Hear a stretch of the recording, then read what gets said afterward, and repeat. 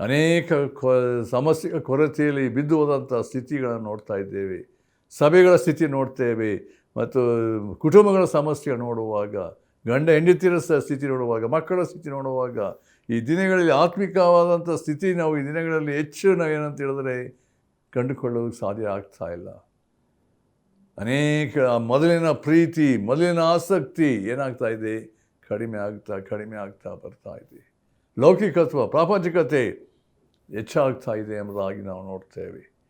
ದೇವರು ಒಬ್ಬ ವ್ಯಕ್ತಿಯ ಕಣ್ಣುಗಳನ್ನು, ಆತ್ಮಿಕ ಕಣ್ಣುಗಳನ್ನು ತೆರೆಯುವಾಗ, ನಾವು ಮನಂತೆ ಬೆಳೆಸುವಾಗ ಎಲ್ಲಿ ದುರಾವಸ್ಥೆ ಉಂಟು, ಯಾವ ಕೊರತೆ ಉಂಟು, ಯಾರಲ್ಲಿ ಏನು ಸ್ಥಿತಿ ಉಂಟು, ಯಾವ ಸಭೆಯಲ್ಲಿ, ಸಂಸ್ಥೆಯಲ್ಲಿ, ಕುಟುಂಬಗಳಲ್ಲಿ ಯಾವ್ಯಾವ ಕೊರತೆ ಉಂಟು ಎಂಬುದನ್ನು ದೇವರು ಪ್ರಕಟಿಸುವಂಥ ವ್ಯಕ್ತಿಯ ಜೀವಿತದಲ್ಲಿ ದೇವರಾತ್ಮನ ಸ್ಪಷ್ಟವಾದಂಥ ರೀತಿಯಲ್ಲಿ ದೇವರ ಕಾರ್ಯಗಳನ್ನು ಗ್ರಹಿಸಿಕೊಳ್ಳುವಂಥ ಜ್ಞಾನ, ತಿಳುವಳಿಕೆ ಯಾರಲ್ಲಿ ಉಂಟೋ ಅದನ್ನು ಸ್ಪಷ್ಟವಾಗಿ ಕಂಡುಕೊಳ್ಳುವುದಕ್ಕೆ, ಆ ವಿವೇಚನಾ ಶಕ್ತಿ ಯಾರಲ್ಲಿ ಉಂಟೋ ಅದು ಸುಲಭವಾದ ರೀತಿಯಲ್ಲಿ ಕಂಡುಕೊಳ್ಳುವುದಕ್ಕೆ ಸಾಧ್ಯ ಉಂಟು ಪ್ರಿಯರೇ.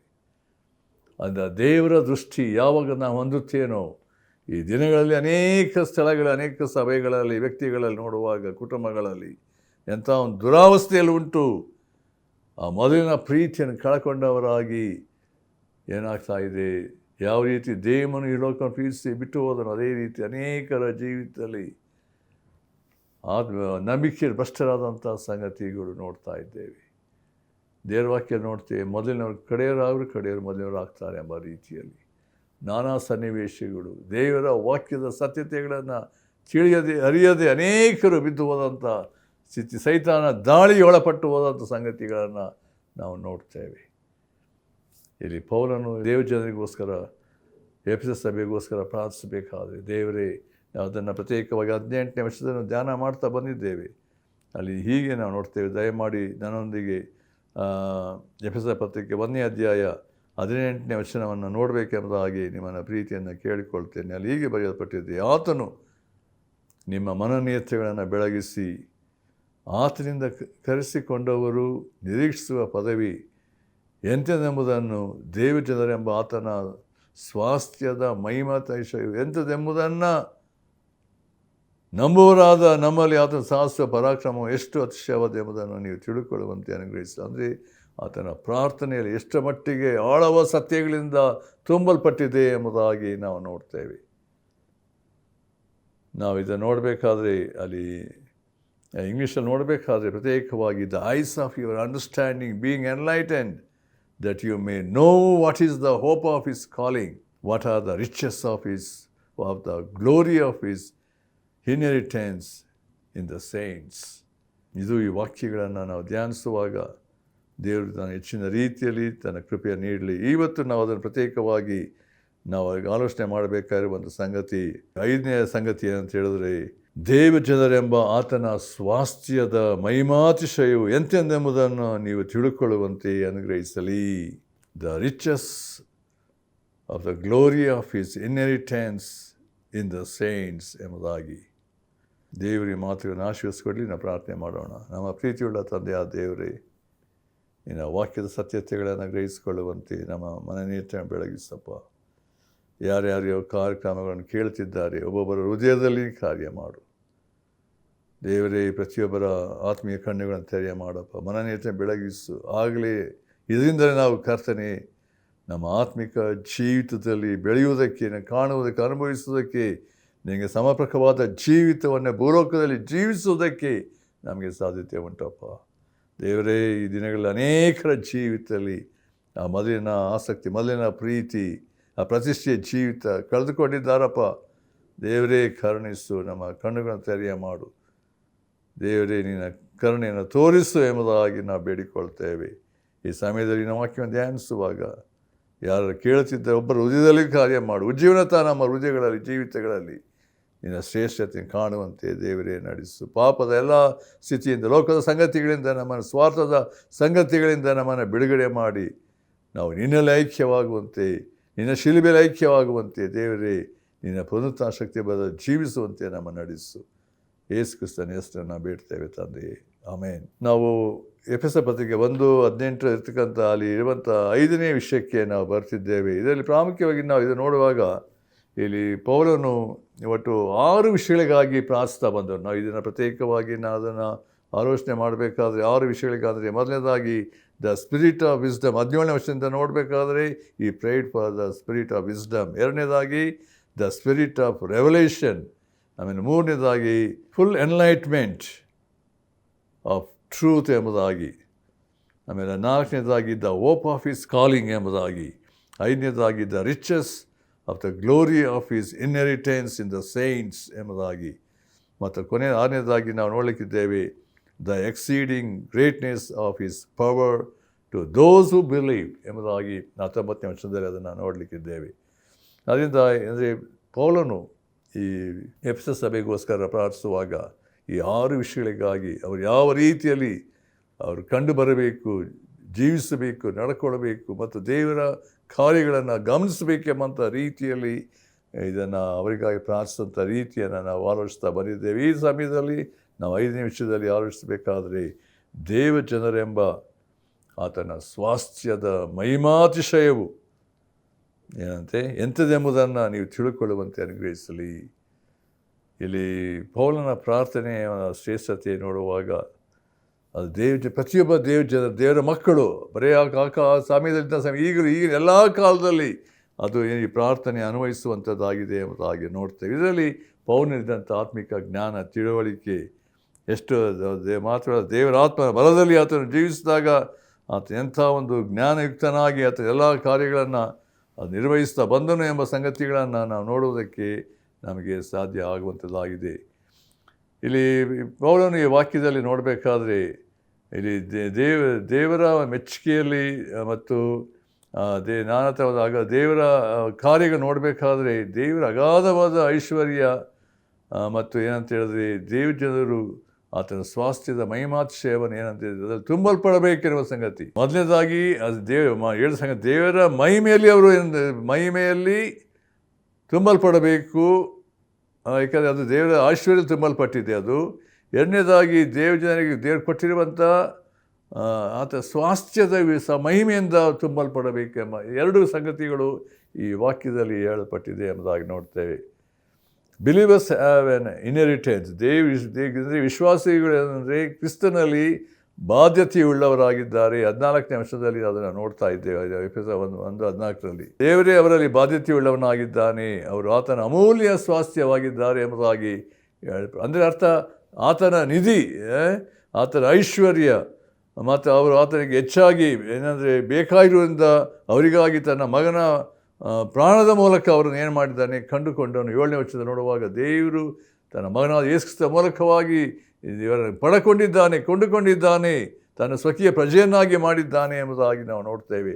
ಅಂದರೆ ಯೇಸುಕ್ರಿಸ್ತನು ತನ್ನ ಮರಣದ ಮೂಲಕ, ತನ್ನ ಪುನರುತ್ಥಾನದ ಮೂಲಕವಾಗಿ ಅಂದರೆ ತನ್ನ ಜನರನ್ನು ಏನು ಮಾಡಿದ್ದಾನೆ, ಸಂಪೂರ್ಣ ಬಾಧ್ಯಸ್ಥಿಕೆಗೆ ಅವರನ್ನು ಒಳಪಡಿಸಿದ್ದಾನೆ. ಹೊಂದಬೇಕು ಎಂಬಂಥ ರೀತಿಯಲ್ಲಿ ನಾವು ಅದನ್ನು ನೋಡ್ತೇವೆ. ನಾವು 1 ಥೆಸಲೋನಿಕ ಪತ್ರಿಕೆ 4ನೇ ಅಧ್ಯಾಯದಲ್ಲಿ 16-18 ಹೀಗೆ ಉಂಟು. ಏನಂತ ಹೇಳಿದ್ರೆ ಅಲ್ಲಿ ದೇವರು ಮುಂದೆ ಮಾಡಲಿಕ್ಕಿರುವ ಸಂಗತಿ ಏನಂದರೆ ದೇವರು ಅವರನ್ನು ಮುಂದೆ ಏನಂದರೆ ಈ ಲೋಕ ಅಲ್ಲ, ಮುಂದಿನ ಪರಲೋಕದ ಬಾಧ್ಯತೆಯುಳ್ಳವರಾಗಿ ಯಾವ ರೀತಿಯಲ್ಲಿ ಈ ಮರ್ತ್ಯವಾದ ದೇಹ ಹೋಗಿ ಮಹಿಮಾ ಶರೀರಗಳಾಗಿ ದೇವರ ಸರಿಯಿಂದ ಬರುವಾಗ ಎಂಥ ಒಂದು ರೀತಿಯಲ್ಲಿ ನಾವು ಇರುತ್ತೇವೆ ಎಂಬ ಸಂಗತಿಯನ್ನು ಇನ್ಹೆರಿಟೆನ್ಸ್, ಅದು ದೇವರ ಸ್ವಾಸ್ಥ್ಯಕ್ಕೆ ನಮ್ಮ ದೇವರು ನಡೆಸುವಂಥವನಾಗಿದ್ದಾನೆ ಎಂಬುದಾಗಿ ನಾವು ನೋಡ್ತೇವೆ. 16 ನೋಡುವಾಗ ಅಲ್ಲಿ ಹೀಗೆ ನೋಡ್ತೇವೆ, ಕರ್ತನು ತಾನೇ ಆಜ್ಞಾಘೋಷದೊಡನೆಯೂ ಪ್ರಧಾನ ದೂತರ ಶಬ್ದದೊಡನೆಯೂ ದೇವರ ತುತ್ತೂರಿ ಧ್ವನಿಯೊಡೆಯನ್ನು ಆಕಾಶದಿಂದ ಇಳಿದು ಬರುವನು. ಆಗ ಕ್ರಿಸ್ತನಿರುವ ಸತ್ತವರು ಮೊದಲು ಎದ್ದು ಬರುವರು, ಆಮೇಲೆ ಜೀವನದಿರುವ ನಾವು ಅಂತರಿಕ್ಷದಲ್ಲಿ ಕರ್ತನ ಎದುರುಗೊಳ್ಳುವುದಕ್ಕಾಗಿ ಅವರ ಸಂಗಡಲೇ ಮೇಘವಾಹನರ ಪಕ್ಕನೆ ಒಯ್ಯಲ್ಪಡುವೆವು. ಹೀಗಾಗಿ ನಾವು ಸದಾಕಾಲವು ಗಮನಿಸಲಿ, ನಾವು ಸದಾಕಾಲ ಏನಂತ ಹೇಳಿದ್ರೆ ಕರ್ತನ ಜೊತೆಯಲ್ಲಿ ಇರುವೆವು. ಆದ ಕಾರಣ ಈ ಮಾತುಗಳನ್ನು ಒಬ್ಬರು ಸಂತೈಸಿರಿ.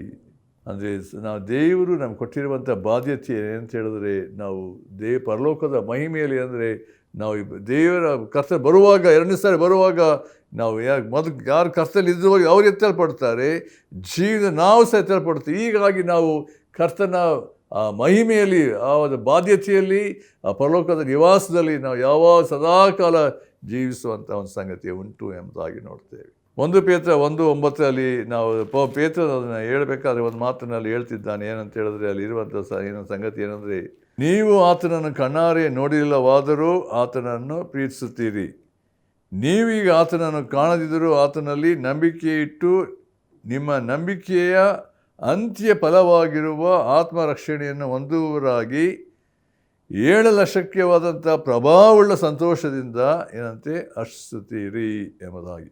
ಅಲ್ಲಿ ಇರುವಂಥ ಸಂಗತಿ ಅಂತ ಹೇಳಿದ್ರೆ, ದೇವರು ನಮ್ಮನ್ನು ಏನಂತ ಹೇಳಿದ್ರೆ ಲಯ ಕಳಂಕ ಕ್ಷಯವಿಲ್ಲದ ಏನಂತೆ ಬಾಧ್ಯಸ್ಥರನ್ನಾಗಿ ಆತನು ನಮ್ಮನ್ನು ಮಾಡಲಿಕ್ಕಿದ್ದಾನೆ.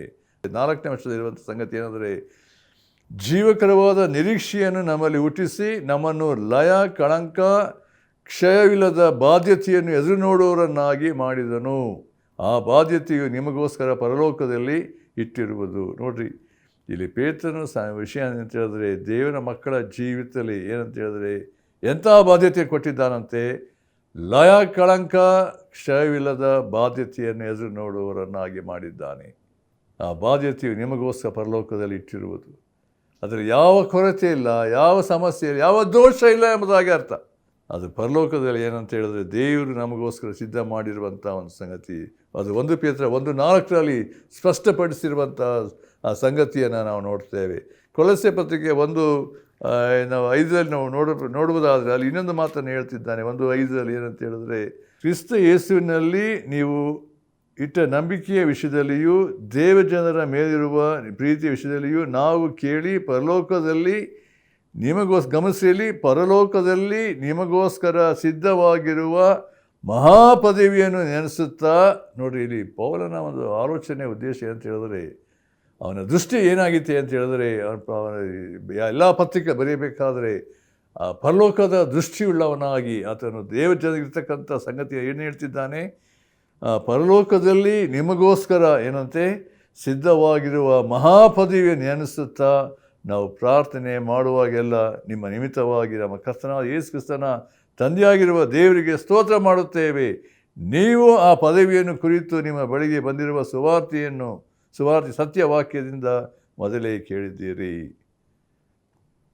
ಇಲ್ಲಿ ಪೌಲನ ಗಮನದಲ್ಲಿದ್ದಂಥ ಒಂದು ಸಂಗತಿ, ದೇವರು ನಮ್ಮನ್ನು ಈ ಲೋಕದಲ್ಲಿ ಹೀನರಾಗಿದ್ದಂಥ ನಮ್ಮನ್ನು ಯಾವ ಕಸವೋ ಹೊಲಸೋ ಎಂಬಂತ ನಮ್ಮನ್ನು ಕರುಣಿಸಿ ರಕ್ಷಿಸಿ ನಮ್ಮನ್ನು ಪರಲೋಕದ ಸ್ವಾಸ್ಥ್ಯಕ್ಕೆ, ಪರಲೋಕದ ಬಾಧ್ಯತೆಗೆ ದೇವರು ನಡೆಸಿದ್ದಾನೆ. ಎಂಥ ಒಂದು ಬಾಧ್ಯತೆ ಅಂದರೆ, ನಿಮಗೋಸ್ಕರ ಸಿದ್ಧವಾಗಿರುವ ಮಹಾಪದವಿ. ನೋಡಿ, ದೇವರು ತನ್ನ ಮಕ್ಕಳಿಗೋಸ್ಕರ ಏನು ಸಿದ್ಧ ಮಾಡ್ತಿದ್ದಾನಂತೆ.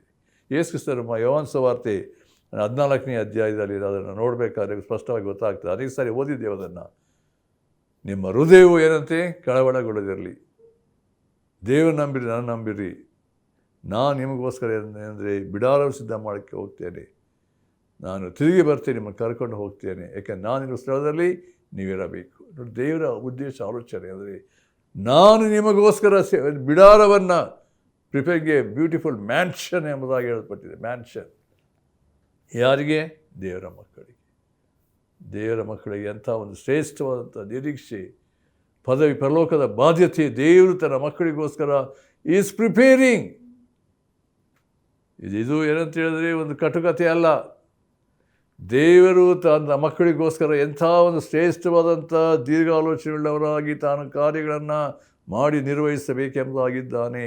ಅದಕ್ಕೆ ಯೋಹಾನನು ಹೇಳ್ತಿದ್ದಾನೆ, ನಾನು ಹೊಸ ಯೆರೂಸಲೇಮನ್ನು ಕಂಡೆನು, ದೇವರ ನಿವಾಸ ಮಧ್ಯದಲ್ಲಿ ಉಂಟು. 21-22 ನೋಡಬೇಕಾದ್ರೆ ಪ್ರಕಟಣೆ ಪುಸ್ತಕದಲ್ಲಿ ದೇವರವ್ರ ಸಂಗಡ ಇದ್ದಾನೆ ಎಂಬ ಸಂಗತಿಯನ್ನು ನಾವು ನೋಡ್ತೇವೆ ಪ್ರಿಯರೇ.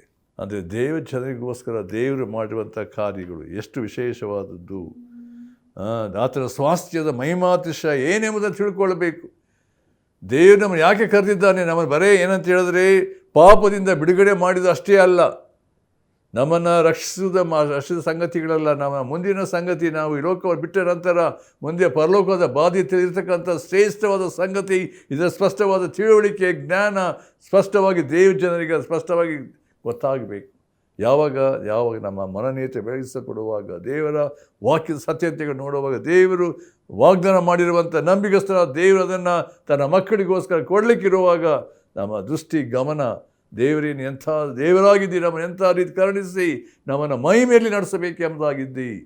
ಇದನ್ನು ಆಲೋಚಿಸಬೇಕಾದರೆ ನಾವು ಯಾವಾಗಲೂ ದೇವರಿಗೆ ಕೃತಜ್ಞತೆಯನ್ನು, ಆರಾಧನೆಯನ್ನು, ದೇವರಿಗೆ ಯೋಗ್ಯವಾದ ಜೀವಿತವನ್ನು ಜೀವಿಸೋದಕ್ಕೆ ಸಾಧ್ಯತೆ ಉಂಟು. 2 ತಿಮೋಥಿ 4:8 ಅಲ್ಲಿ ಪೌಲನು ಕೊನೆಯದಾಗಿ ಆತನು ಹೇಳಬೇಕಾದ ಒಂದು ಸಂಗತಿ ಏನಂತ ಹೇಳಿದ್ರೆ, ತನ್ನ ಜೀವಿತ ಅಂತ್ಯಕ್ಕೆ ಬರುವಾಗ ಅದು ಏನು ಹೇಳ್ತಿದ್ದಾನೆ, 7ರಿಂದ ಓದಬೇಕಾದ್ರೆ ಏನು ಹೇಳ್ತಿದ್ದಾನೆ, ಶ್ರೇಷ್ಠ ಹೋರಾಟವನ್ನು ಮಾಡಿದ್ದೇನೆ, ನನ್ನ ಓಟವನ್ನು ಕಡೆಗಾಣಿಸಿದ್ದೇನೆ, ಕ್ರಿಸ್ತ ನಂಬಿಕೆಯನ್ನು ಕಾಪಾಡಿಕೊಂಡಿದ್ದೇನೆ. ಇದಾದ ಮೇಲೆ 8ನೇ ವಚನಕ್ಕೆ ಬರುವಾಗ ಏನು ಹೇಳ್ತಿದ್ದಾನೆ, ನೀತಿವಂತರಿಗೆ ದೊರಕುವ ಜಯಮಾಲೆಯು ಮುಂದೆ ನನಗೆ ಏನಾಗಿದೆ, ಸಿದ್ಧವಾಗಿದೆ. ಭಾಳ ವಿಶೇಷವಾದ ಮಾತು. ಪೌಲನ ನಿರೀಕ್ಷೆ ನೋಡ್ರಿ, ಅದನ್ನು ನೀತಿಯುಳ್ಳ ನ್ಯಾಯಾಧಿಪತಿಯಾಗಿರುವ ಕರ್ತನು ಆ ದಿನದಲ್ಲಿ ನನಗೆ ಕೊಡುವನು. ನನಗೆ ಮಾತ್ರವಲ್ಲದೆ ತನ್ನ ಪ್ರತ್ಯಕ್ಷತೆಯನ್ನು ಪ್ರೀತಿಸುವರೆಲ್ಲರಿಗೆ ಕೊಡುವನು. ಎಂಥ ಒಂದು ದೊಡ್ಡ ಸತ್ಯ, ದೇವರ ವಾಕ್ಯದ ಸತ್ಯನ ಇಲ್ಲಿ ಪ್ರಕಟಿಸಿದ್ದಾನೆ. ನೀತಿವಂತರಿಗೆ ದೊರಕುವ ಜಯಮಾಲೆ. ಸತ್ಯವೇದದಲ್ಲಿ ಪ್ರತ್ಯೇಕವಾಗಿ 5 ಜಯಮಾಲೆ, ಕ್ರೌನ್ಸ್ ಅಂತ ನೋಡ್ತೇವೆ, ಕ್ರೌನ್ ಆಫ್ ಲೈಫ್. ಬೇರೆ ಬೇರೆ ಅಂದರೆ ಜಯಮಾಲೆ ಬಗ್ಗೆ ಅದು ಹೇಳಬೇಕಾದ್ರೆ ಯಾರಿಗೆ ಯಾವುದು ಎಂಬುದಾಗಿ 5 ಜಯಮಾಲೆ ವಿಷಯದಲ್ಲಿ ಅದು ದೊಡ್ಡ ಸಬ್ಜೆಕ್ಟ್. ಆದರೆ ಇಲ್ಲಿ ಪ್ರಾಮುಖ್ಯವಾಗಿ ದೇವರು ಇಲ್ಲಿ ಪೌಲನಿಗೆ ಹೇಳಿದಂಥ ರೀತಿಯನ್ನು 4ನೇ ಅಧ್ಯಾಯ 8ನೇ ವಚನ ಹೇಳೋ ಪ್ರಕಾರ ದೇವರು ಯಾವಾಗ ಕೊಡ್ತಾರಂತೆ, ಆ ದಿನದಲ್ಲಿ. ಗಮನಿಸ್ರಿ, ಎಲ್ಲ ಬರಲೋ ರ್ಯಾಪ್ಚರಾದಾಗ ನಾವು ಎಲ್ಲ ಜನರು ಎಲ್ಲಿ ಯೇಸು ಕ್ರಿಸ್ತನ ಮಧ್ಯಾಕಾಶ ಬರುವಾಗ ನಾವೆಲ್ಲರೂ ಎತ್ತಲ್ಪಡ್ತೇವೆ. 7 ವರ್ಷ ಮಧ್ಯಾಕಾಶದಲ್ಲಿ ನಾವು ಯೇಸು ಕ್ರಿಸ್ತನೊಡನೆ ನಾವು ಇರುವಂಥ ಸನ್ನಿವೇಶ ಸಂಗತಿಗಳು ನೋಡ್ತೇವೆ. ಅಲ್ಲಿ ವಿಶ್ವಾಸಿಗಳಿಗೋಸ್ಕರ ಪ್ರತ್ಯೇಕವಾದಂಥ ತೀರ್ಪಾಗುವಂಥ ತೀರ್ಪು ಅಂತ ಹೇಳಿದ್ರೆ ಅವ್ರು ಪ್ರತಿಫಲ ಕೊಡುವಂಥ ಸಂಗತಿಗೆ ಸನ್ನಿವೇಶಗಳನ್ನು ನಾವು ನೋಡ್ತೇವೆ. ದೇವರ ಆಲೋಚನೆ, ದೇವರ ಉದ್ದೇಶಗಳು ಹೇಗಿರ್ತದೆ, ದೇವರು ಒಬ್ಬೊಬ್ಬರಾಗಿ ಕರೀತಾನೆ ಆ ಸಮಯದಲ್ಲಿ. ಈ ಲೋಕದಲ್ಲಿ ಎಂಥ ಸ್ಥಿತಿ ಯಾವುದೇ ಇರ್ಬೋದು, ಸ್ಥಿತಿ ಸನ್ನಿವೇಶ ಇರ್ಬೋದು, ನಾವು ಕರ್ತನಿಗಾಗಿ ಜೀವಿಸಿದ ರೀತಿಯಲ್ಲಿ, ಆತ ಮಯಪಡಿಸಿದ ರೀತಿಯಲ್ಲಿ ಪ್ರತಿಯೊಬ್ಬರು ಮಾಡಿದ ಎಲ್ಲ ಕಾರ್ಯಗಳ ಕೃತ್ಯಗಳ ಪ್ರಕಾರ ದೇವರು ನ್ಯಾಯ ತೀರಿಸುವಾತನಾಗಿದ್ದಾನೆ, ಅಂದರೆ ಪ್ರತಿಫಲವನ್ನು ಕೊಡುವಾತನಾಗಿದ್ದಾನೆ ಎಂಬ ಸಂಗತಿಯನ್ನು ನೋಡ್ತೇವೆ. ನೀತಿವಂತರಿಗೆ ಕೊಡುವಂಥ ಜಯಮಾಲೆ ಅದು ದೇವರು, ನಮ್ಮ ಎಲ್ಲ ದೂತರು, ಎಲ್ಲ ದೇವಜನರ ಮಧ್ಯದಲ್ಲಿ ಆತ ಕರೆಯುವಾಗ ಕೊಡುವಂಥ ಸ್ಥಿತಿ ಎಷ್ಟು ವಿಶೇಷವಾದಂಥ ದೊಡ್ಡ ವಿಜೃಂಭಣೆಯ ಸಂದರ್ಭ ಎಂಬುದಾಗಿ ನಾವು ನೋಡ್ತೇವೆ. ಈ ಪೌಲನು ಅದನ್ನು ನೆನೆಸಿದಂಥವನಾಗಿ ಅದನ್ನು ತಿಳಿಯಪಡಿಸಿದ್ದಾನೆ. ಕರ್ತನ ದಿನದಲ್ಲಿ ನನಗೆ ಮಾತ್ರ ಎಲ್ಲರಿಗೂ ತನ್ನ ಪ್ರತ್ಯಕ್ಷತೆ ಪ್ರೀತಿಸುವರೆಲ್ಲರಿಗೆ, ಯಾರು ಕರ್ತನ ಯಥಾರ್ಥವಾಗಿ ಬಯಸ್ತಾರೋ, ಆತನಿಗೆ ಕಾಯ್ತಾರೋ, ನಂಬಿಗಸ್ಥರಾಗಿ ಜೀವಿಸುವಂಥವರಿಗೆ ಆತನು ಕೊಡಲಿಕ್ಕಿದ್ದಾನೆ. ನಾವು ಅಪೊಸ್ತಲ ಕೃತ್ಯ 20ರಲ್ಲಿ ನೋಡುವಾಗಲೂ ಕೂಡ ಅನೇಕ ಸತ್ಯಗಳು ಉಂಟು. ನನಗೆ ಹೆಚ್ಚು ದೇವರ ವಾಕ್ಯದಲ್ಲಿ ಹಾಗೆ ನಾನು ಹೇಳಲಿಕ್ಕೆ ಇಷ್ಟಪಡ್ತೇನೆ, ಅದನ್ನು ಓದ್ತೇನೆ ಅಷ್ಟೇ. ಅದು ನೋಡುವಾಗ ಏನಂದರೆ ಅಪೊಸ್ತಲ ಕೃತ್ಯದಲ್ಲಿ ಅಲ್ಲಿ ಪೌಲನು ಅದನ್ನು 20ನೇ ಅಧ್ಯಾಯ 32ನೇ ವಚನದಲ್ಲಿ ಆತನು ಹೀಗೆ ಹೇಳ್ತಿದ್ದಾನೆ. ಏನಂತ ಹೇಳಿದ್ರೆ, ನಾವೀಗ ನಮ್ಮನ್ನು ಕರ್ತನಿಗೂ ಆತನ ಕೃಪಾ ವಾಕ್ಯಕ್ಕೂ ಒಪ್ಪಿಸಿಕೊಡುತ್ತೇನೆ. ಮುಂದೆ ಹೇಳ್ತಿದ್ದಾನೆ, ಆತನು ನಿಮ್ಮಲ್ಲಿ ಭಕ್ತಿ ವೃದ್ಧಿಯನ್ನುಂಟು ಮಾಡುವುದಕ್ಕೂ ಪವಿತ್ರರಾದವರಲ್ಲಿ ನಿಮಗೆ ಹಕ್ಕನ್ನು ಅನುಗ್ರಹಿಸುವುದಕ್ಕೂ ಶಕ್ತನಾಗಿದ್ದಾನೆ. ಇಲ್ಲಿ ಹಕ್ಕು ಅಂತ ಹೇಳಬೇಕಾದ್ರೆ ಇನ್ಹೆರಿಟೆನ್ಸ್ ಎಂಬುದಾಗಿ ನೋಡ್ತೇವೆ.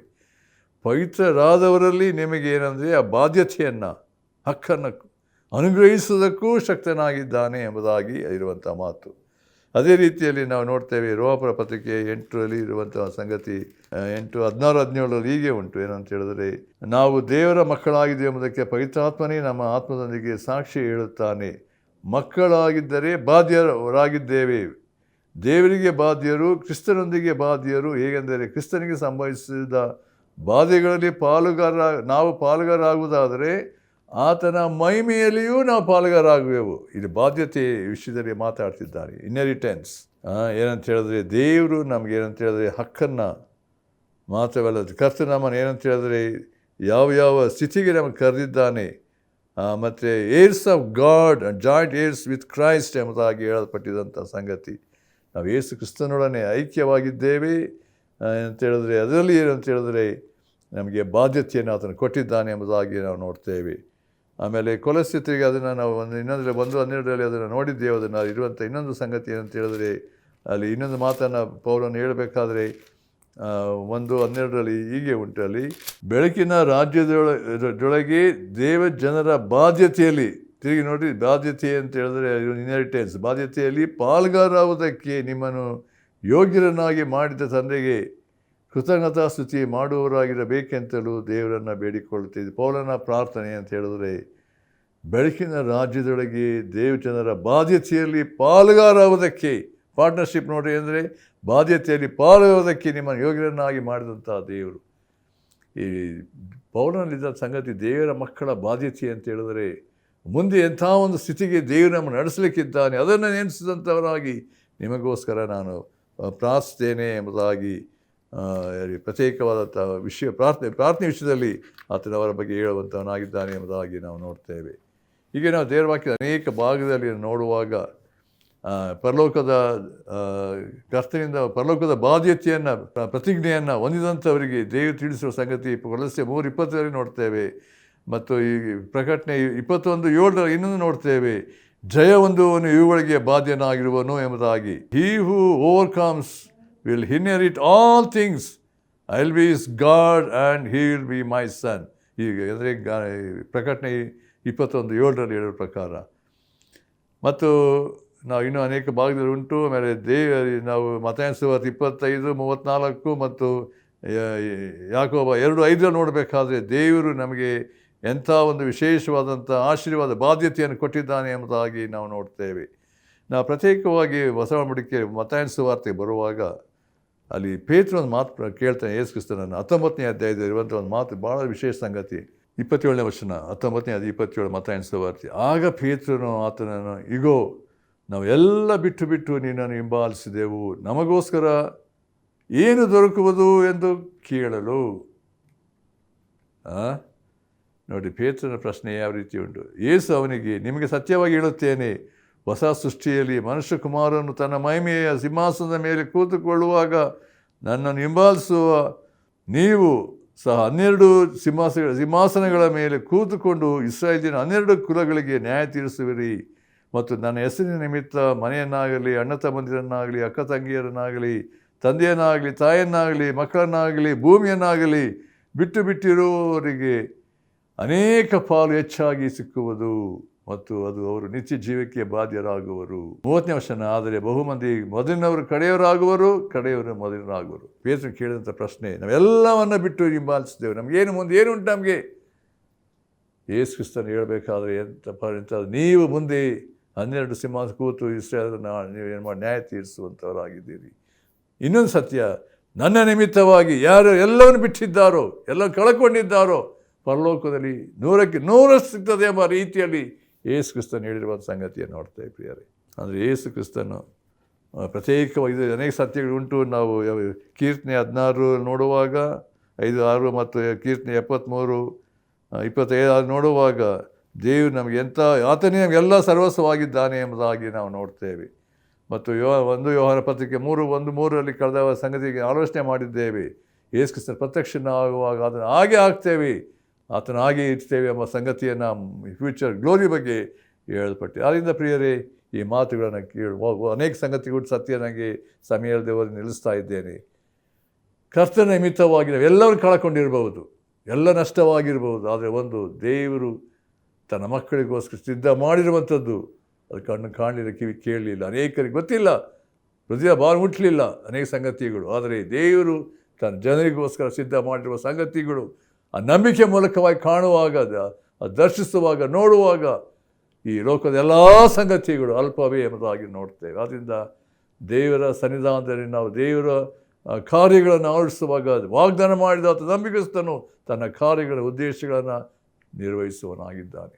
ನಮ್ಮ ನಂಬಿಕೆ, ನಿರೀಕ್ಷೆ, ಆ ಬಾಧ್ಯತೆ ದೇವರು ತನ್ನ ಮಕ್ಕಳಿಗೋಸ್ಕರ ಮುಂದೆ ಸಿದ್ಧ ಮಾಡುವ ಸಂಗತಿಗಳನ್ನು ಎದುರು ನೋಡುವವರಾಗಿ ಈ ಲೋಕದಲ್ಲಿ ನಂಬಿಕಸ್ಥರಾಗಿ ಕರ್ತನೆಗಾಗಿ ಜೀವಿಸೋಣ. ಆಮೇಲೆ ನಮ್ಮ ಪ್ರೀತಿಯುಳ್ಳ ತಂದೆಯ ದೇವರೇ, ಯಾರ್ಯಾರು ವಾಕ್ಯ ಕೇಳಿದ್ದಾರೋ ಒಬ್ಬೊಬ್ಬರು ಹೃದಯದಲ್ಲಿ ಕಾರ್ಯ ಸಾಧಿಸಿ ನಾವು ಕರ್ತನೆ ಕೊನೆಯವರೆಗೂ ನಂಬಿಕಸ್ಥರಾಗಿ ಇನ್ನನ್ನೇನು ನೋಡುತ್ತಾ ಆ ಬಾಧ್ಯತೆಯಲ್ಲಿ ನಾವು ಬಲ ನಂಬಿಕಸ್ಥರಾದ ಒಳ್ಳೆಯ ಆಳು ಎಂಬುದಾಗಿ ನೀನು ಏಳಿಸಿಕೊಳ್ಳುವಂಥ ಸ್ಥಿತಿಗೆ ಒಬ್ಬೊಬ್ಬರನ್ನು ನಡೆಸು. ಯೇಸು ಕ್ರಿಸ್ತನ ಹೆಸರಲ್ಲಿ ಬೇಡ್ತೇವೆ ತಂದೆಯೇ, ಆಮೆನ್. ಕ್ಷಣವೇ ಕಲ್ವಾರಿಯ ಪ್ರೇಮ